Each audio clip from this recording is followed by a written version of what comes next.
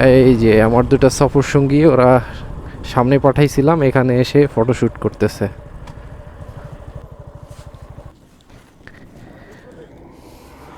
ও, এখনো 57 kilo drive করা লাগবে, কিন্তু অলমোস্ট কিন্তু সন্ধ্যা, মানে অন্ধকার হয়ে আসছে। একটু একটা যাত্রা বিরতি, আমরা এখানে দাঁড়ালাম, গেছি হেদে দেখেন সামনে এগুলো কিন্তু চা বাগান, যতদূর চোখ যাচ্ছে একদম পুরা এরিয়া জুড়ে চা বাগান। ওইদিকে সম্ভবত পানি দিচ্ছে বাগানগুলাই। আর এই খাগড়াছড়ির মধ্যে আমরা ঢুকে গেছি, বাট কোন এলাকায় আছি জানি না। গুগল ম্যাপে আমরা যে হোটেলে থাকবো সেই হোটেলের ডিস্টেন্স এখনো অলমোস্ট 56-57 কিলো মতো দেখাচ্ছে। তো আবারও রাইড, লেটস গো। সবাই সেফটি গিয়ার। তোমার ব্যাটারি সিগন্যাল করতেছে। লো ব্যাটারি? হ্যাঁ, 7% ব্যাটারি আছে। সমস্যা নাই, আর ব্লগ হবে না, একদম ডাইরেক্ট হোটেল। মানে আমরা যে হোটেলে থাকবো সেই হোটেলের কাছাকাছি আমরা অলমোস্ট চলে আসছি, এবং সন্ধ্যা হয়ে গেছে। সবাই লাইট জ্বালিয়ে বাইক রাইড করছি পাহাড়ি রাস্তায়। এরপরে আসবে সাজেক ব্লগ, মানে খাগড়াছড়ি থেকে আমরা কিভাবে সাজেক গেলাম, কোথায় কোথায় ঘুরলাম। Hotel hill paradise. এই যে আমাদের রুমে চলে আসছি আমরা। এই যে ওয়াশরুম, চলে আর কি এক রাতের জন্য খারাপ না। হোটেল হিল প্যারাডাইস পুরা ধৈঞ্চাবাক একটা হোটেল। একটা রেগুলেটর আরেক দিক, মানে উল্টা দিলে একদিক দিলে আরেক দিক ঘুরে। না না, যেই পাশে রেগুলেটর ফ্যান উল্টা আছে, ওয়ালে ফুটা কেন? আমার মনে হচ্ছে এটা সিসি ক্যামেরা আছে। এখানে আবার হিডেন ক্যামের ব্যবস্থা আছে। হ্যাঁ, এই যে এখানে হিডেন ক্যাম লাগাই মাঝে মাঝে চাচাটা। তো সকাল সকাল হোটেল থেকে বের হয়ে পড়লাম। এখন ঘড়িতে 7টা। আমরা যাব দীঘিনালা, দেন ওখান থেকে চেকপোস্ট হয়ে সাজেক ঢুকবো ইনশাল্লাহ। বিসমিল্লাহ।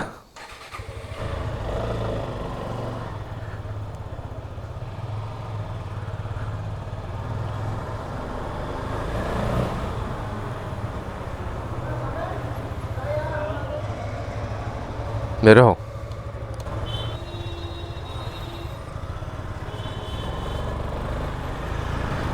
রাত্রেবেলা প্রায় 1 ঘন্টা রাইড করতে হয়েছে পাহাড়ি এলাকায়।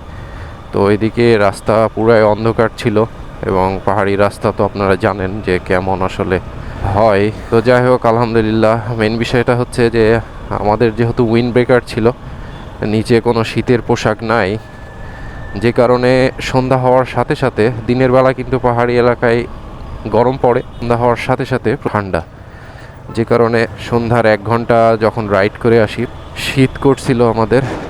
এখন সরাসরি দীঘিনালার উদ্দেশ্যে ওইদিকে এগিয়ে যাব। আসলে সকালের নাস্তা করা হয় নাই, তো আমাদের ইচ্ছা আছে দীঘিনালার চেক পয়েন্টের ওইদিকেই এগিয়ে যাব। এখান থেকে দীঘিনালার দূরত্ব, এখান থেকে গুগল ম্যাপ বলছে 19 কিলো, 20 কিলোর মতো, কিন্তু যেতে সময় লাগবে 40 মিনিট, কারণ পাহাড়ি রাস্তায় 1 কিলো পার হইতেই সময় লাগতেছে। এটা যদি হাইওয়ে হইতো তো যাই হোক, মোটামুটি আমাদের কোনো তাড়াহুড়া নাই, যেহেতু আমরা সকাল সকাল বের হয়েছি।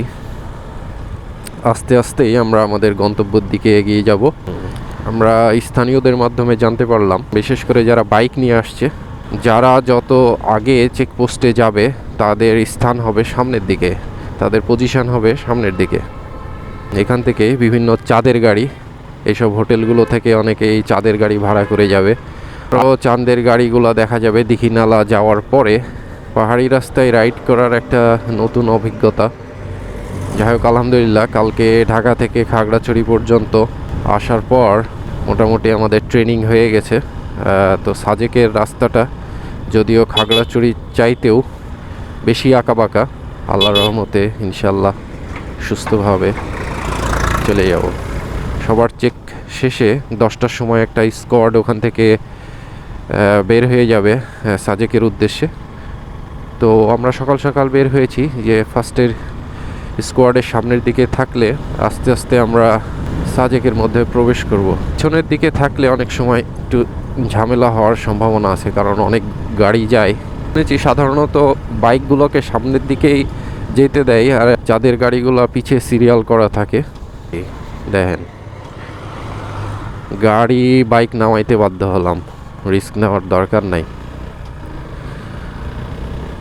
পাহাড়ের উঁচাই কিন্তু খুবই কম সংখ্যক বাড়ি, জায়গায় জায়গায় টিলার ওপরে কিন্তু বাড়ি আছে এবং ম্যাক্সিমাম বাড়িগুলো টিনের, উপরের শেডটা কিন্তু টিনের। সব পাহাড়ি রাস্তায় আসলে এত পরিমাণে ব্রেক করা লাগে যে অনেক সময় ব্রেক কাজ করে না। উপজাতিদের ছেলেরা বাবুরা স্কুলে যাচ্ছে। এইদিকে দেখে মনে হচ্ছে শুধু পাহাড় আর পাহাড়, পাহাড়ের ভিতর দিয়ে দীঘিনালা 8 কিলো। তো পাহাড়ে যখন ঢাল থেকে নামতেছি তখন কিন্তু সবসময় কন্ট্রোল করে ব্রেকিং, হালকা ব্রেক করে করে গাড়িকে কন্ট্রোল করে নামতে হচ্ছে, যে কারণে ডিস্ক প্রচণ্ড গরম হয় বাইকের।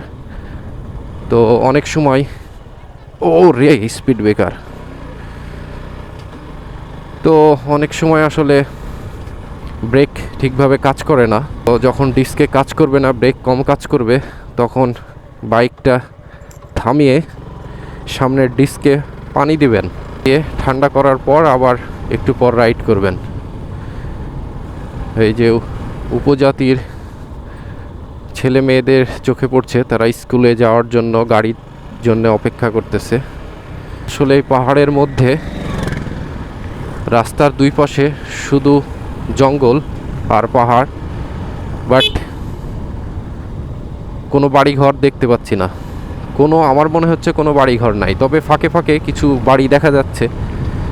আর এইগুলো সাধারণত আশেপাশে কোনো পাহাড়ের গায়ে হয়তো কোনো উপজাতিদের পাড়া থাকতেও পারে, তবে আমার যতদূর চোখ যায় দু একটা বাড়ি ছাড়া যে একটা রাস্তা, সরু রাস্তা পাহাড়ের গায়ে উঠে গেছে। চাষিদের যে ঘরগুলো থাকে এরকম দু একটা বাড়িঘর ছাড়া এইদিকে পাহাড় আর ঘন বন জঙ্গল। বিভিন্ন উপজাতিদের ছেলেমেয়েরা স্কুলে যাওয়ার জন্য আসলে রাস্তার পাশে গাড়ির জন্য অপেক্ষা করতেছে। তো তখন এটা দেখে বুঝতে পারছি যে আসলে তাদের বাড়িঘর হয়তো এই পাহাড়ের উপরেই আছে। মেইন সমস্যা হচ্ছে বিপরীত দিক থেকে যে গাড়িগুলো আসতেছে এগুলো দেখা যাচ্ছে না। হ্যাঁ, এত বাঁকা, এত টার্নিং যে আসলে বিপরীতমুখী গাড়িগুলো যখন হুট করে চলে আসছে তখন আসলে ইঞ্জিন ব্রেক করা লাগছে। যদিও এমনি ঢালে যখন নেমে যাচ্ছি ঢালের দিকে, তখন আসলে কন্ট্রোল করে হালকা হালকা ব্রেক করে বাইক নিচের দিকে নামাইতে হচ্ছে। না হলে যখন এমনিতেই